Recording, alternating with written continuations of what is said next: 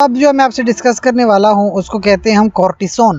Cortisone क्या है? ये एक स्टेरॉइड है, हमारे जो है एड्रिनल ग्लैंड से निकलता है। देखें, ये लेट सपोज हमारे पास एड्रिनल ग्लैंड है, इसके नीचे हमारे पास किडनी होती है, ठीक है। तो let suppose this is kidney and this is adrenal gland. Adrenal gland के दो पार्ट्स होते हैं, एड्रिनल कॉर्टेक्स और एड्रिनल मेडल्ला। तो ये जो एड्रिनल कॉर्टेक्स है, यहाँ से आता है कॉर्टिसोल, जिसकी एक फॉर्म कॉर्टिसोन है, एक स्टेरॉइड है। तो कॉर्टिसोन के डिफरेंट फंक्शंस हैं। एक तो हमारे ब्लड में जो ग्लूकोज लेवल वो बढ़ाता है। टैबलेट भी आती है 5 mg, 10 mg और 25 mg की टैबलेट्स आती हैं। वैसे तो ये हार्मोन है, लेकिन कभी कभी अगर हार्मोन की कमी हो जाए तो हम इसको एज अ ड्रग इस्तेमाल करते हैं। क्लिनिकल यूजेस पे आ जाएं, सबसे पहले एंटी इन्फ्लेमेटरी, यानी आपकी सूजन वगैरह को ख़त्म करता है, साथ साथ इम्यूनो सप्रेसिव, इम्यून सिस्टम को भी सप्रेस कर देता है। तो एक तो ये एंटी इन्फ्लेमेटरी है, यानी कि सूजन कहीं पे हो गई है तो आपकी वो ख़त्म कर देता है। इम्यूनोसप्रेसिव हम इसलिए चाहते हैं कि कभी कभी ऐसी डिजीज़ हो जाती है जिसको ऑटो इम्यून डिजीज़ कहते हैं, कि आपकी जो अपनी इम्यूनिटी है, आपका जो अपना निज़ाम दिफा है, आपका अपना डिफेंस सिस्टम या इम्यून सिस्टम, वो आपके अगेंस्ट एंटीबॉडीज़ बना लेता है और डिजीज़ कॉज कर जाता है, that is auto immune disease. तो उस केस में आपको इम्यूनोसप्रेशन करनी पड़ती है, तो आप स्टेरॉइड का इस्तेमाल करते हो। डोज इसकी 2.5 mg से लेकर 10 mg पर kg पर डे दी जाती है, और फ्रीक्वेंसी हर 8 घंटे बाद आप दे सकते हैं, या पर ओरल पर डे, या 12 घंटे बाद, यानी दिन में 2 टैबलेट्स भी दे सकते हैं।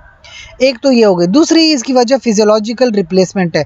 जिन लोगों में प्रॉब्लम हो जाती है, जैसे एडिसन्स डिजीज़ है, उसमें आपके पास ये स्टेरॉइड की बहुत कमी हो जाती है, ऐसे कंडीशन में आप इस ड्रग का इस्तेमाल करते हो। 0.5 से 0.75 mg पर ओरल पर डे पर kg इस्तेमाल की जाती है हर 8 घंटे बाद, यानी दिन में 3 बार, ठीक है।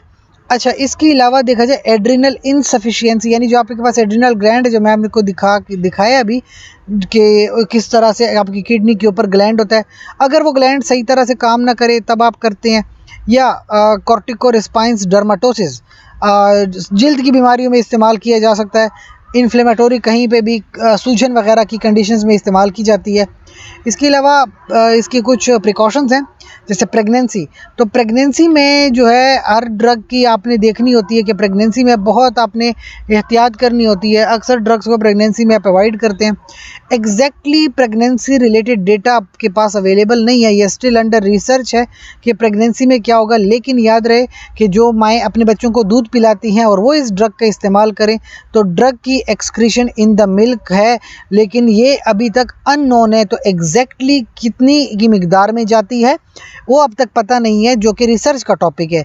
लिहाजा आपको ये याद रखना है कि प्रेगनेंसी में इस ड्रग को अवॉइड की जाए, ठीक है। तो that's all about the drug that is called cortisone, जो कि हमारी बॉडी का एक हार्मोन है।